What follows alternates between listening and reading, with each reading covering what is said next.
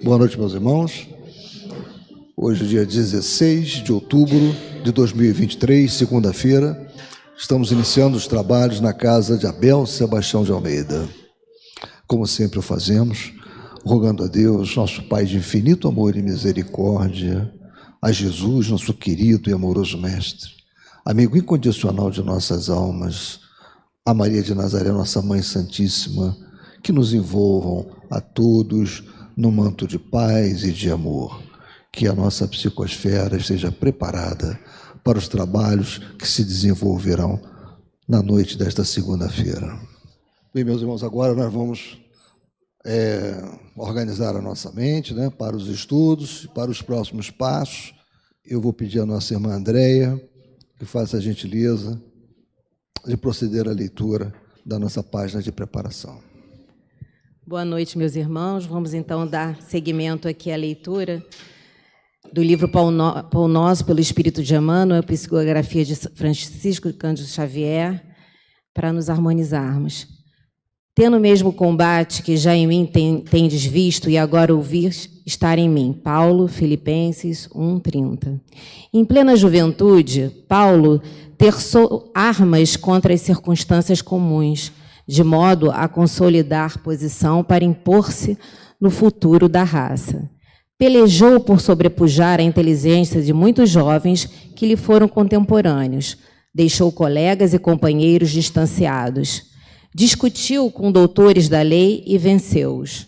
Entregou-se à conquista de situação material invejável e conseguiu-a. Combateu por evidenciar-se no tribunal mais alto de Jerusalém e sobrepôs-se a velhos orientadores do povo escolhido. Resolveu perseguir aqueles que interpretava por inimigos da ordem estabelecida e multiplicou adversários em toda parte. Feriu, atormentou, complicou situações de amigos respeitáveis, sentenciou pessoas inocentes a inquietações inomináveis, guerreou pecadores e santos, justos e injustos. Surgiu, contudo, um momento em que o Senhor lhe convoca o espírito a outro gênero de batalha, o combate consigo mesmo. Chegada essa hora, Paulo de Tarso cala-se e escuta. Quebra-se-lhe a espada nas mãos para sempre. Não tem braços para hostilizar, e sim para ajudar e servir. Caminha, modificado, em sentido inverso. Ao invés de humilhar os outros, dobra a própria cerviz. Sofre e aperfeiçoa-se no silêncio, com a mesma disposição de trabalho que o caracterizava nos tempos de cegueira. É apedrejado, açoitado, preso, incompreendido muitas vezes, mas prossegue sempre ao encontro da divina renovação. Se ainda não combates contigo mesmo, dia virá em que serás chamado a semelhante serviço. Ora e vigia, prepara-te e afeiçoa o coração à humildade e à paciência. Lembra-te, meu irmão, de que nem mesmo Paulo, agraciado pela visita pessoal de Jesus, conseguiu escapar. Então, após lermos esse lindo capítulo, a gente vai dar prosseguimento na palestra do nosso querido irmão Mauro. Boa noite. Que a paz do nosso Mestre Jesus nos envolva nesse momento, que seja uma noite de muita paz, e que a espiritualidade possa nos intuir, nos inspirar naquilo que for possível. Dando continuidade ao estudo do Evangelho, hoje do capítulo 15, Fora da caridade não há salvação. E o tema é necessidade da caridade segundo Paulo, itens 6 e 7. Na preparação do estudo, eu imaginei, me coloquei na posição dos senhores e senhoras, com relação ao que possivelmente possa passar pelo pensamento. Eu não sei se os senhores lembram desse videozinho.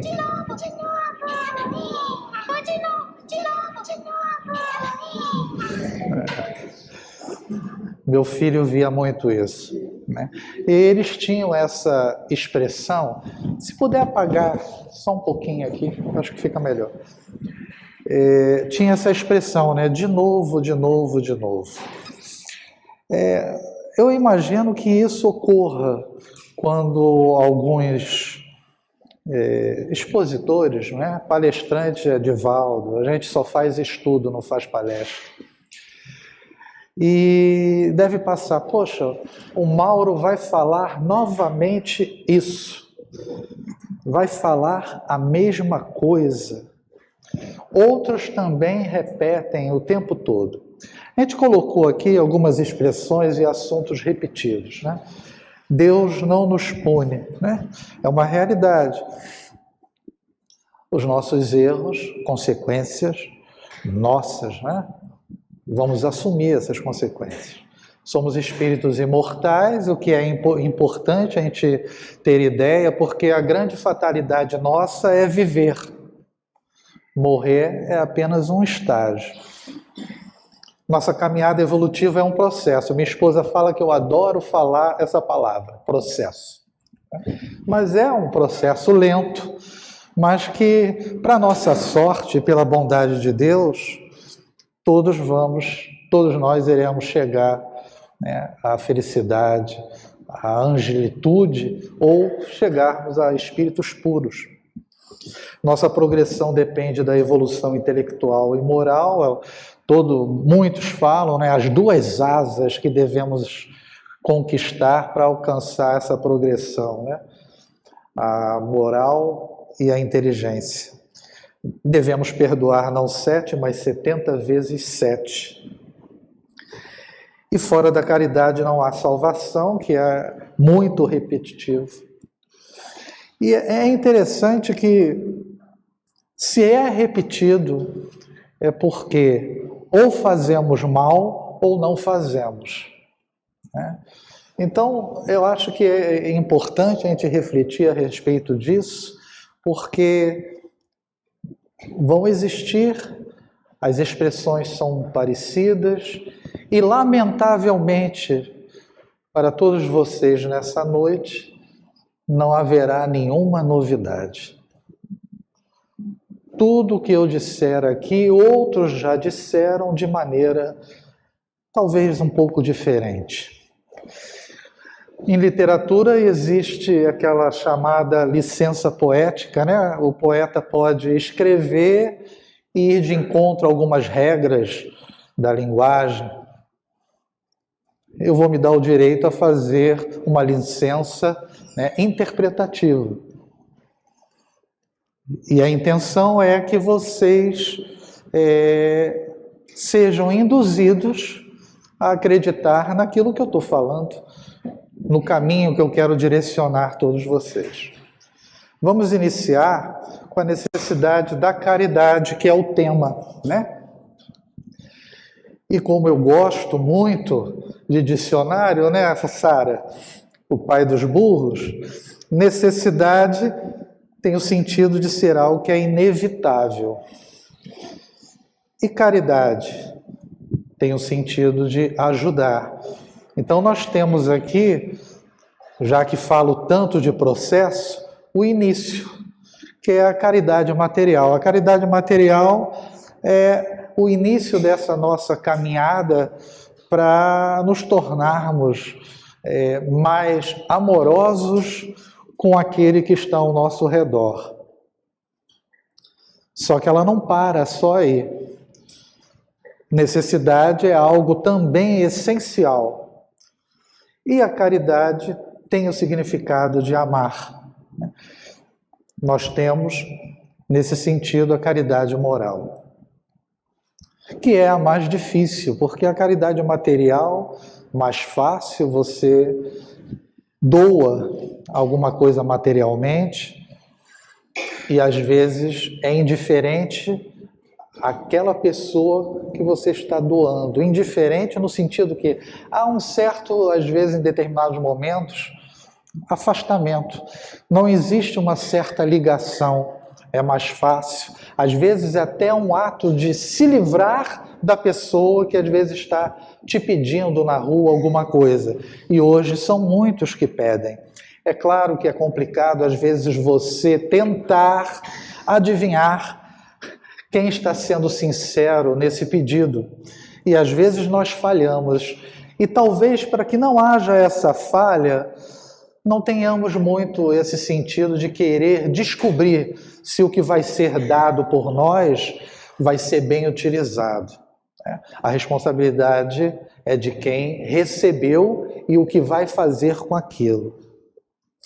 Kardec, na Revista Espírita de dezembro de 1868, ele faz, na sessão comemorativa ao Dia dos Mortos, né, no que foi no 1º de novembro, né, mas foi publicado em dezembro, ele coloca caridade material como sendo beneficente, caridade beneficente.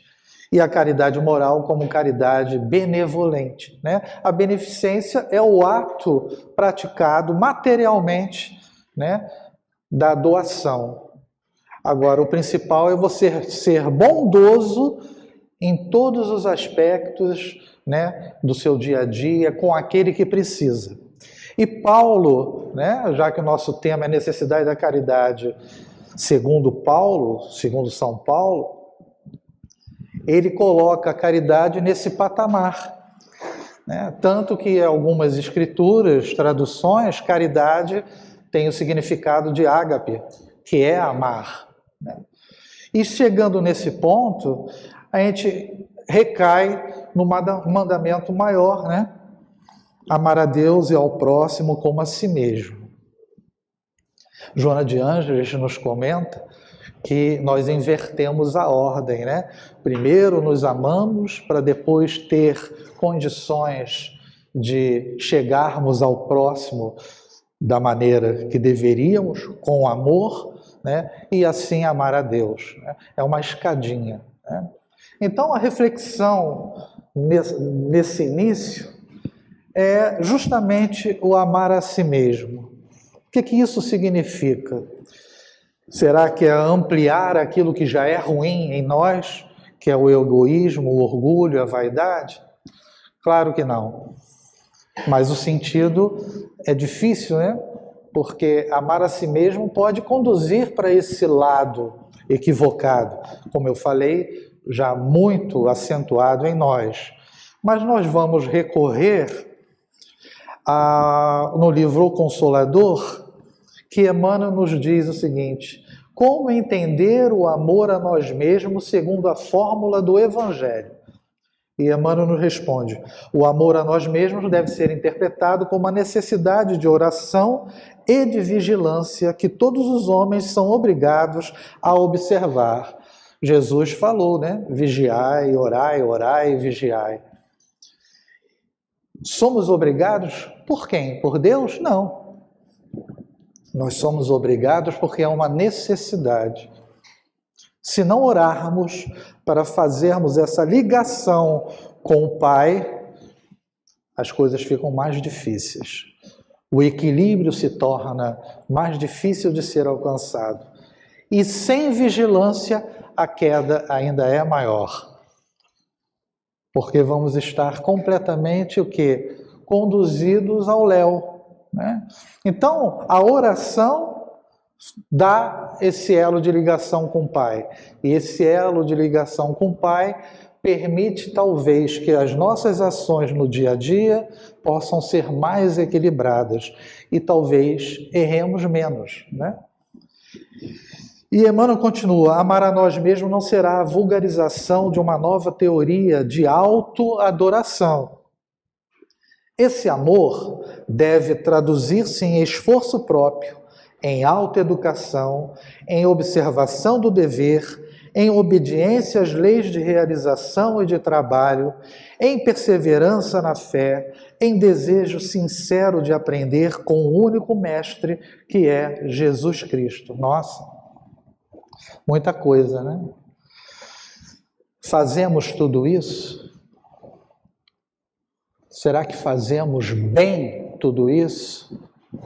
Alguma coisa, talvez, já conseguimos alcançar. E aquilo que a gente não conseguiu significa que talvez não estejamos nos amando como deveríamos. E essa condição de não nos amarmos nesse sentido de melhoria íntima é que impede, de certa forma, que façamos a caridade como Paulo entende, né? Emmanuel continua: necessitamos encarar essa nova fórmula de amor a nós mesmos, conscientes de que todo bem conseguido por nós, em proveito do próximo, não é senão o bem de nossa própria alma, em virtude da realidade de uma só lei, que é a de amor, e um só dispensador dos bens, que é Deus. Então, o que ocorre? Realizando aquilo que foi dito anteriormente, né, a autoeducação, nós nos melhoramos intimamente, alcançamos esse bem íntimo e aí conseguimos fazer o bem ao outro de maneira melhor. A material está incluída nisso, porque a gente pode unir as duas coisas. Podemos fazer a caridade material com carinho, com amor, e não com aquele distanciamento que muitas vezes a gente observa. Então, a caridade material não está excluída dentro desse processo, muito pelo contrário. A pessoa que chega a casa, ela chega com dificuldade, né, material, de um modo geral. E essa dificuldade tem que ser sanada. Após isso ocorrer, vem uma outra etapa. Assistindo, dentro da medida do possível, os estudos, tendo o entendimento e acesso ao que a doutrina espírita nos coloca. Quando eu falo doutrina espírita, coloque assim, ensinamentos de Jesus, né? Porque a dificuldade material das pessoas não chega só na casa espírita, chega nas igrejas, nos templos, né? Em todos os locais. E não à toa, Chico Xavier, no Evangelho de Chico Xavier por Bacelli, ele diz que a caridade é um exercício espiritual. Quem pratica o bem coloca em movimento as forças da alma. Então, a caridade tem que ter, ou deveria ter, esse impulso natural, instintivo, que é o que vai ocorrer mais à frente conosco, quando atingirmos o nível, né, de melhoria íntima. Quando os espíritos nos recomendam com insistência a prática da caridade, eles estão nos orientando no sentido de nossa própria evolução. Não se trata apenas de uma indicação ética, mas de profundo significado filosófico. Não é uma questão apenas, né, é o certo você fazer, não. Não é isso. É lógico que é certo você ajudar, mas a maneira como você ajuda é ainda mais importante. Então a gente vai dar início ao que Paulo nos coloca, né, nessa primeira epístola, no capítulo 13. Apenas para a gente ter uma ideia, né, a cidade de Corinto, na Grécia, é uma cidade portuária. E na época ela era uma cidade importante, porque muitos viajantes, comércio importante, né? E Paulo cria a igreja lá, funda. Porém, após o deslocamento dele, né, ele fica lá 1 ano, depois 2 anos e meio, 3 anos depois, a igreja de Corinto está completamente conturbada. Divisões, questões de incesto, questões dos fenômenos mediúnicos, tudo sendo contrário àquilo que Paulo havia orientado. Então ele, no sentido já mais idoso, vamos dizer assim, ele faz as cartas para levar orientação e dar um direcionamento àquele grupo, àquela igreja que estava em momento difícil. E ele inicia com essa nesse capítulo, muito conhecido e bastante poético, quando ele diz: ainda quando eu falasse todas as línguas dos homens e a língua dos próprios anjos, se eu não tiver caridade, amor, serei como o bronze que soa e um símbolo que retine. A gente fragmentou para a gente poder entender. Ou, como eu falei, tentarei induzi-los a seguir na mesma onda que eu imagino que seja o ideal. A gente está falando aqui, não à toa ele coloca a questão das línguas, porque uma das dificuldades, mediunicamente falando, foi a situação de falar em várias línguas, né? A manifestação mediúnica que existia. Nós estamos falando de comunicação, de verbalização.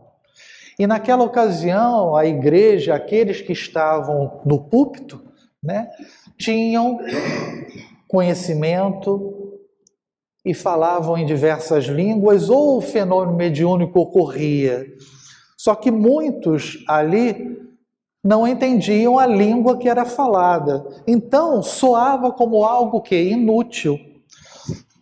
Eu falo português.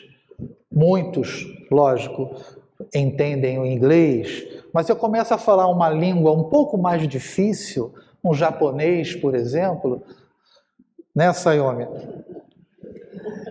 Muitos não vão entender nada, e o que adianta eu demonstrar isso, ou isso ser falado, se não vai atingir o coração do outro, né?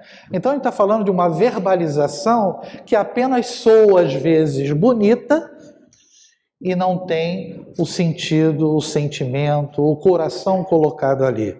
Nós que aqui estamos na posição de transmitir verbalmente alguma coisa, o Evangelho também ocorre da mesma forma. Teoricamente, estaríamos fazendo uma caridade, mas se o que o Mauro verbaliza, ele não pratica, primeiro, não é caridade para mim mesmo. Eu já estou falhando no amor a si mesmo, a mim mesmo. Então é importante que a gente tenha uma ideia dessa verbalização ser dita de maneira o quê? Que atinja o outro e que ela seja verdadeira. E que seja passada com intuito elevado, com intuito de não promover aquele que fala, porque era o que acontecia em Corinto, né? O importante não era dizer o que era necessário, mas era se vangloriar por aquilo que estava sendo dito. Qualquer expositor espírita não deve ser maior do que aquilo que ele está transmitindo. O que ele está transmitindo é maior do que ele, do que qualquer outra pessoa que esteja expressando esses ensinamentos. Então, a caridade da palavra, né? Joana de Anjos nos diz: a boa palavra ergue, consola, ensina e corrige, ampara e salva. A má palavra envenena e mata, enlouquece e fulmina, desequilibra e arma de ódio. Usa o verbo com sabedoria, ensinando, ajudando e impulsionando as pessoas ao avanço, ao progresso. A arte de falar é conquista que todos devem lograr. Fala sobre o bem, o amor e a esperança, propondo a alegria entre as criaturas e ensinando-as a adquirir segurança pessoal no processo da evolução. Então, a palavra que nós expressamos para alguém, às vezes de maneira imperceptível, né? Porque às vezes agredimos sem perceber, ela pode tanto colocar a pessoa para baixo como elevá-la. Então a palavra é algo importante.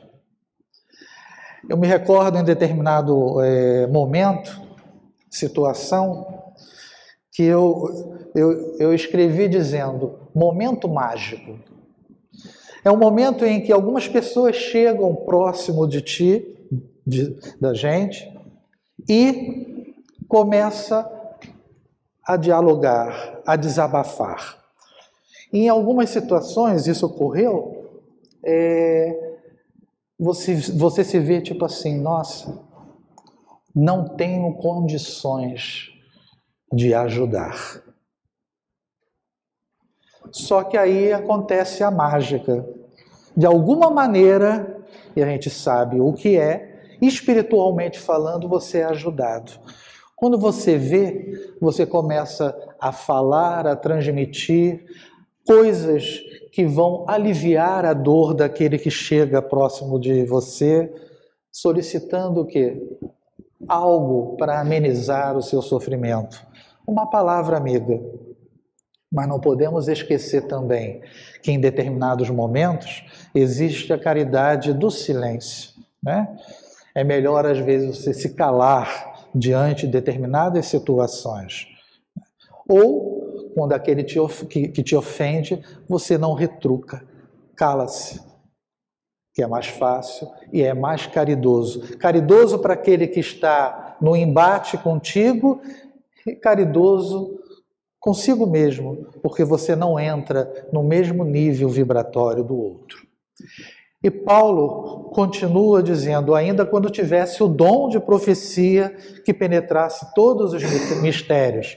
Dom de profecia não foi colocado à toa, porque falar em línguas e as profecias fazia parte daquele processo complicado em Corinto, né? Então, a mediunidade é o tema agora. Livro da Esperança, novamente Emmanuel, ante a mediunidade. Mediunidade na bênção do auxílio é semelhante à luz em louvor do bem. Toda luz é providencial, toda mediunidade é importante. No que tange à luz, o espetáculo é acessório, vale o proveito. Em matéria de mediunidade, o fenômeno é suplemento, importa o serviço. Em qualquer tarefa das boas obras, deixa, pois, que a mediunidade te brilhe nas mãos. Entre a lâmpada apagada e a força das trevas, não há diferença. Entre o bem que eu deixo de fazer e o mal que eu faço, tem pouca diferença. Por isso que fala-se, eu não faço mal a ninguém, mas também se não faz o bem, você também está no erro. Né? A mediunidade não é uma ferramenta colocada para que a gente possa progredir, aparar as arestas de erros passados. Né? Quando ele coloca aqui a luz, no que tange a luz, o espetáculo é acessório, as mesas girantes na época de Kardec, aquilo era para chamar apenas a atenção. Mas Kardec percebeu o que existia de proveitoso no fenômeno que surgia à frente dos outros. Então, o que vale é o que você consegue doar através da sua capacidade mediúnica e não se promover diante daquilo, se achando como algo especial, como um médium maravilhoso, né? Ainda que tivesse perfeita ciência de todas as coisas, se eu tivesse conhecimento de tudo, né? A inteligência é uma conquista nossa, mas é uma conquista não para o mal, ou não deveria ser, né, para isso. A inteligência, ela deveria ser colocada em prol do bem de todos, né? Mas não é o que ocorre. Em passos da vida, se as letras bastassem, não teríamos as nações superalfabetizadas da Terra patrocinando o ódio e a destruição em conflitos de morte. Quantas guerras, né, nós observamos atualmente, né? E em países que têm o grau de alfabetização alto, né? A indústria bélica ganha muito com tudo isso. Não contemplaríamos a religião detida no culto externo e a ciência tanta vez convertida em arma de extermínio nas mãos da inteligência destrambelhada. Quer dizer, o saber por si só não resolve. Você tem que ter o quê? Uma utilidade positiva, útil, para esse saber com essa sua inteligência. Não identificaríamos o suicídio por enfermidade moral, alastrando-se de preferência entre as classes privilegiadas pela cultura do cérebro, né? Não se suicida só aquele que é mais humilde pelos problemas materiais, mas muito pelo contrário. Nós vemos o suicídio se alastrar em todos os campos, desde o mais humilde até o mais elevado em posição social.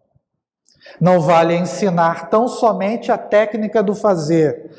Necessário, antes de tudo, saber fazer para o bem de todos. Então a inteligência, ela está aí para poder alavancar o progresso, mas de maneira positiva para o bem de todos. E nem sempre vemos isso, né? Por isso que, repetindo, as duas asas, não basta ter só a inteligência, tem que ter a moralidade também. Ainda quando tivesse toda a fé possível, até o ponto de transportar montanhas, se não tiver caridade, nada sou. Não vale a fé para nada se você não colocar em prática para o outro. Apenas exteriorizar aquilo que os fariseus faziam, né? Sabiam a Torá de ponta a ponta. Ou não adianta saber o livro dos Espíritos todinho, as questões. Não adianta se você não colocar no trabalho, no esforço individual, na ajuda daquele que necessita, para que essa fé seja exemplificada. E foi o que Jesus fez.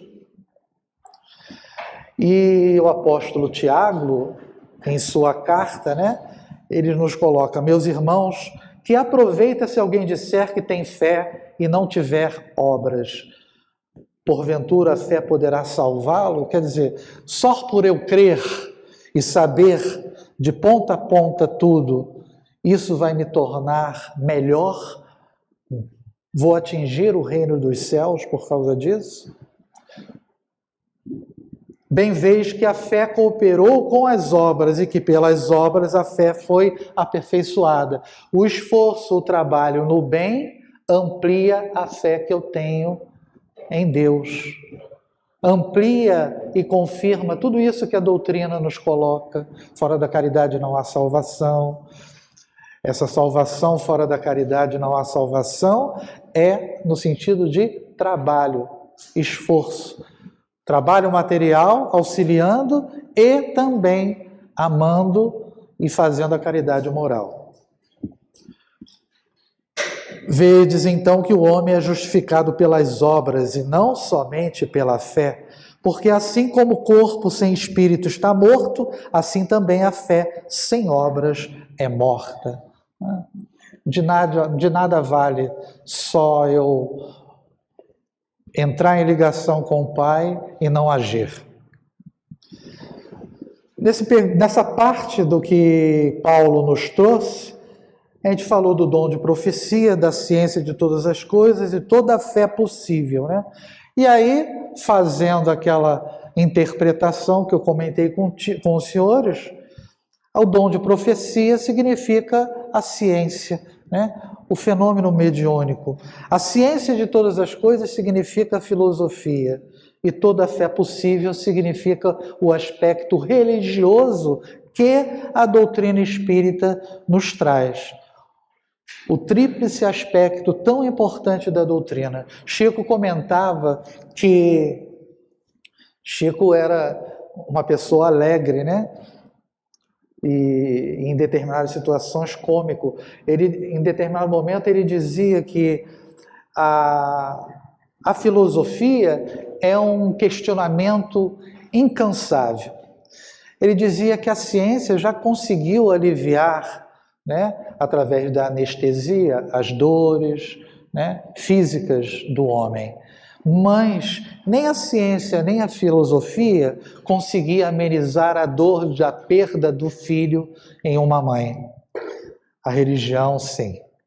A fé e a crença e o entendimento de que somos espíritos imortais, repetindo mais uma vez, é que nos dá essa condição de absorver essa dor da perda e perceber que teremos possibilidade de reencontro. A Divina Trilogia, em Vida e Caminho, nos fala sobre esse tríplice aspecto. A ciência é luz, a filosofia é trabalho, a religião é amor. Preste atenção na religião. A luz esclarece, o trabalho aperfeiçoa, o amor santifica.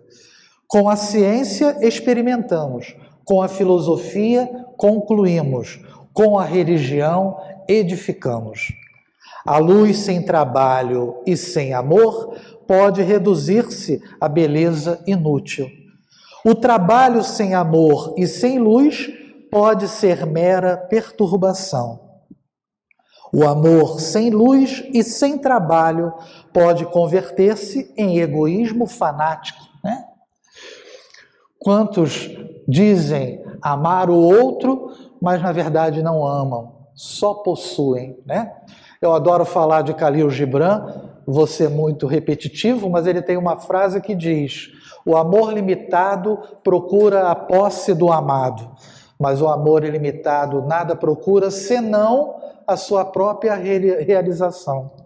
É o amor incondicional que Jesus nos trouxe, que não tem o sentido de posse. Ninguém é dono de ninguém, né? A ciência, por isso, é senda do progresso. A filosofia, por essa razão, é estrada para o conhecimento. E a religião, por esse motivo, caminho para a sublimação espiritual. A luz exalta a inteligência, o trabalho enriquece a razão, o amor diviniza o sentimento. Por isso que Paulo coloca e amplia esse sentido da caridade como o sentido do amor, né? E mesmo que houvesse distribuído os meus bens para alimentar os pobres e houvesse entregado o meu próprio corpo para ser queimado, se não tiver amor, caridade, tudo isso de nada me serviria. A princípio, dar os bens para alimentar os pobres é algo positivo, mas com que intuito às vezes é feito isso? Não tem aquele tema que diz dar sem esperar retribuição?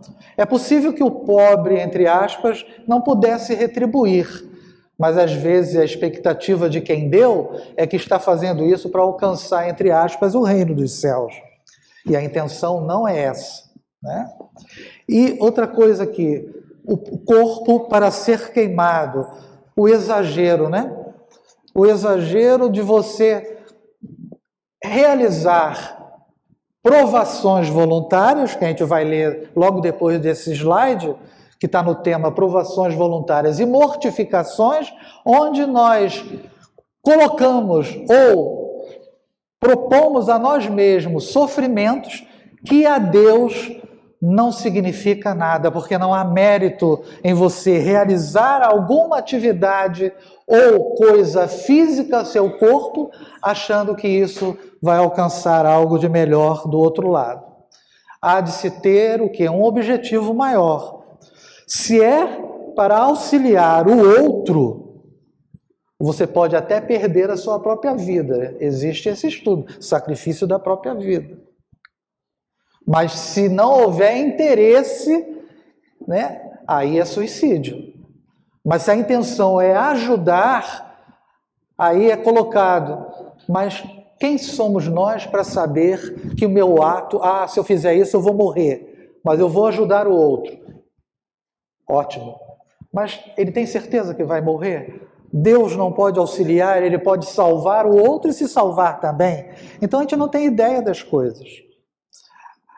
Provações voluntárias de mortificações, questão 720. São meritórias aos olhos de Deus as privações voluntárias com o objetivo de uma expiação igualmente voluntária? Os espíritos respondem de maneira inteligente: fazei o bem aos vossos semelhantes e mais mérito tereis, né? Eu não tenho que provocar provação voluntária em mim mesmo, principalmente física. Eu tenho que buscar esse mérito ajudando o outro, né? E por isso eu coloquei aqui, ó, caridade não tem rótulo, né? E por que não tem rótulo? Porque caridade não tem religião. Se você precisa ter amor, que é o sentido principal, para auxiliar o outro, eu não preciso ser espírita para amar. Eu posso ser católico, evangélico ou protestante, vamos dizer assim, falando melhor, budista, não importa. O que importa é que eu ame e que demonstre isso, o quê? Exemplificando. Não existe amor espírita e amor católico, existe amor que Jesus colocou para nós, exemplificando. Ele ajudou todo mundo. Ele não excluía ninguém. E aí vem uma parte difícil do que Paulo fala. Ele coloca: a caridade é paciente, é branda e benfazeja. A caridade não é invejosa, não é temerária, nem precipitada. Não se enche de orgulho, não é desdenhosa, não cuida de seus interesses. Ele está dando atributos na caridade, né? Virtudes. Não se agasta, não se azeda com coisa alguma, não suspeita mal, não se rejubila com a injustiça, mas se rejubila com a verdade. Tudo suporta, tudo crê, tudo espera, tudo sofre. Ao ler isso, eu fiz o quê? Eu digo, eu não tenho essa caridade. Eu não tenho esse amor. Agora, o que é importante a gente dizer, o problema todo, você pode agir como Paulo imagina, né? Com amor. O problema é que a gente não tem constância nesse amor. Eu realizo isso aqui, ali, e me dou como satisfeito. E acho, muitas vezes, que já fiz muito. O amor está presente em todos os atos da nossa caminhada, no nosso dia a dia. Você não ama e não age de forma caridosa só quando está na casa espírita, ou na igreja, ou no templo. Você age no dia a dia, em todos os momentos, com a família. E muitas vezes erramos muito justamente nesse cotidiano. E me veio exatamente isso. Eu não sou homem de bem ainda, porque eu não tenho essas características que a gente observa no Evangelho. Ah, Mauro, você está sendo pessimista. Não, eu estou sendo realista. Se eu fosse um homem de bem, conforme o Evangelho nos coloca, talvez eu não estivesse mais aqui no planeta. É uma caminhada. É uma caminhada. Devemos desistir? Não. Estamos em outro patamar, talvez? Talvez estejamos, porque já estamos tentando. Quantos nem tentam? Então não é para ninguém se sentir mal, porque ao ler isso tudo, se coloca na posição, como eu falei, eu não sou um homem de bem, ainda não realizo essa caridade, eu não amo da maneira como deveria, mas a gente está buscando, que é o importante. É você não se estagnar diante de uma situação e achar que está tudo certo. Não, eu não consigo. Não conseguiu agora, mas vai conseguir mais tarde. E às vezes consegue, na mesma encarnação, estou falando de coisas palpáveis, algo que você não conseguiu auxiliar o outro, ou que não foi amoroso com o outro naquele momento, mas você consegue em outra oportunidade. Já é um avanço. A gente não pode querer tudo de uma hora para outra, né? Senão não estaríamos tendo tantas experiências reencarnatórias como já vivenciamos. Então, aqui mesmo no Evangelho, no capítulo 17, eu só botei esses itens, só, O homem de bem, o verdadeiro homem de bem é o que cumpre a lei de justiça, de amor e caridade. Faz o bem pelo bem, sem esperar paga alguma, retribui o mal com o bem, toma a defesa do fraco contra o forte e sacrifica sempre seus interesses à justiça.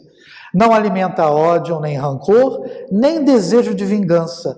A exemplo de Jesus, perdoa e esquece as ofensas, né? Toda hora, só digamos assim, nessas semanas, o que foi falado de Jesus, caridade, né? É o BIP, né? Benevolência, indulgência, perdão das ofensas, repetição o tempo todo, né? Aquela passagem do rico jovem, do jovem rico, que chega e pergunta para Jesus, o que eu tenho que fazer para ser bom, alcançar o reino dos céus, né? E Jesus dá aquela resposta, né? Dê todos os seus bens materiais e siga-me. Já pararam para refletir que o problema não é só dar os bens materiais? O problema é seguir Jesus. Porque você dá os bens materiais é uma fase. Agora, seguir Jesus, você tem que mudar seu comportamento, suas atitudes, acompanhá-lo, sofrer as consequências que os apóstolos sofreram. Para o quê? Para manter aquilo que ele exemplificou e estar até hoje entre nós. Seguir Jesus não é fácil, mas é possível. E é o que nós vamos fazer. Quando eu digo que é possível, é porque a espiritualidade nos diz que nós vamos atingir esse patamar. Agora, pois, permanecem estas três virtudes, a fé, a esperança e a caridade, mas dentre elas, a mais excelente é a caridade, é o amor, né? Isso está na Epístola aos Coríntios, capítulo 13, 1 a 7 e o 13 também. Então não teve como eu fugir de falar do amor aqui e não fugir do Evangelho. Já trouxe muito Gibran para vocês, falando sobre o profeta. E aí Lázaro nos diz, o amor resume a doutrina de Jesus toda, inteira, visto que esse é o sentimento por excelência. E os sentimentos são os instintos elevados à altura do progresso feito. Em sua origem, o homem só tem instintos. Quando mais avançado e corrompido, só tem sensações. Quando instruído e depurado, tem sentimentos. E o ponto delicado do sentimento é o amor. Não o amor no sentido vulgar do termo, mas esse sol interior que condensa e reúne em seu ardente foco todas as aspirações e todas as revelações sobre-humanas. Lázaro, Paris, 1862. No início, é apenas a questão dos instintos mesmo. Sobrevivência. Mas quando atingimos um pouquinho de instrução, a gente se corrompeu.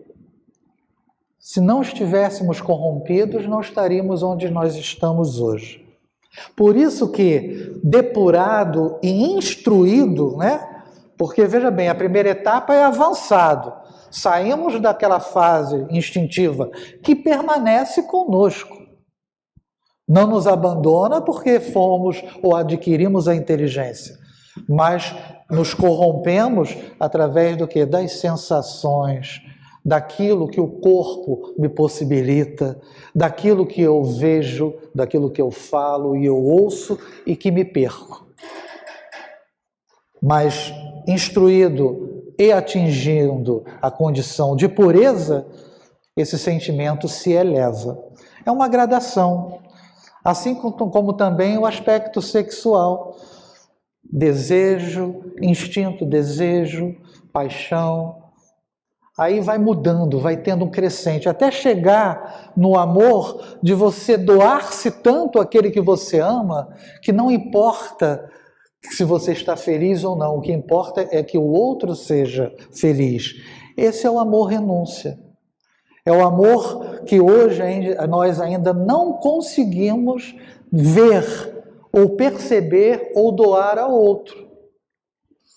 Renunciar às nossas horas de lazer, renunciar a nós mesmos para que o outro seja feliz.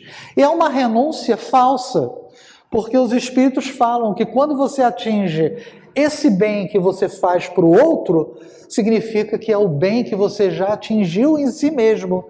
Por isso que amar a si mesmo se coloca numa posição inicial, para que você tenha o olhar e perceba o outro que está à sua frente chorando e que, em algumas reencarnações anteriores, você não conseguia enxergar e muitas vezes virava a cara.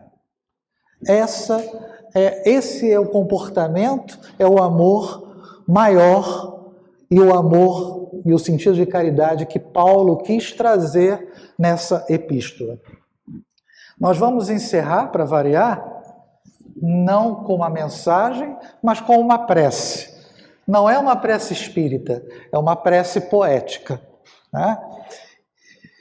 E é interessante, a última frase da poesia, ela é muito forte, mas é para a gente refletir.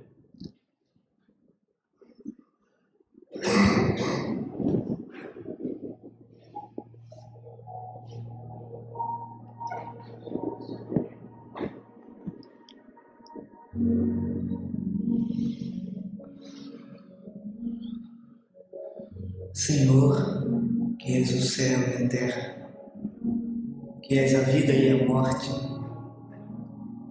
o sol és tu, e a lua és tu, e o vento és tu também. Onde nada está, tu habitas. Onde tudo está, o teu templo, eis o teu corpo. Dá-me alma para te servir e alma para te amar. Dá-me vista para te ver sempre no céu e na terra. Ouvidos para te ouvir no vento e no mar. E mãos para trabalhar em teu nome. Torna-me puro como a água e alto como o céu. Que não haja lama nas estradas dos meus pensamentos, nem folhas mortas nas lagoas dos meus propósitos.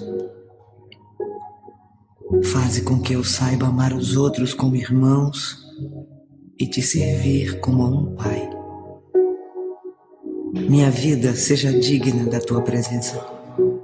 Meu corpo seja digno da terra, tua cama. Minha alma possa aparecer diante de ti como um filho que volta ao lar.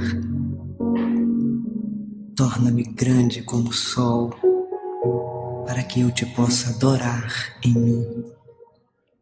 Torna-me puro como a lua, para que eu te possa rezar em mim. E torna-me claro como o dia, para que eu te possa ver sempre em mim. Senhor, protege-me e ampara-me. Dá-me que eu me sinta teu. Senhor, livra-me de mim.